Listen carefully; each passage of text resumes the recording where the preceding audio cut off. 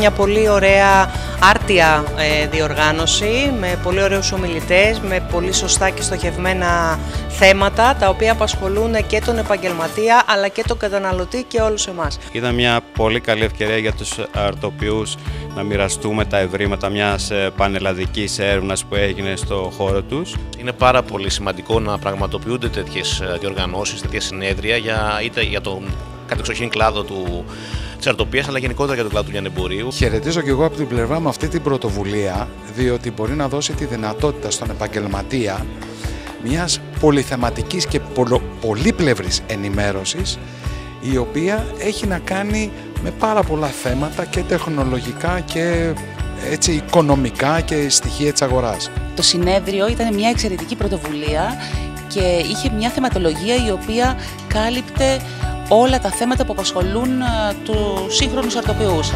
Όλες οι παρουσιάσεις ήταν αξιόλογες και ευχαριστούμε πάρα πολύ για την πρόσκληση. Ευχαριστούμε πολύ για την άρτια διοργάνωση, για την ενημέρωση σε επίκαιρα θέματα. Μια εξαιρετική εμπειρία. Νομίζω ότι είναι από τις καλύτερες πρωτοβουλίες που έχουν παρακολουθήσει τελευταία σε αυτή την κατηγορία των επαγγελματιών.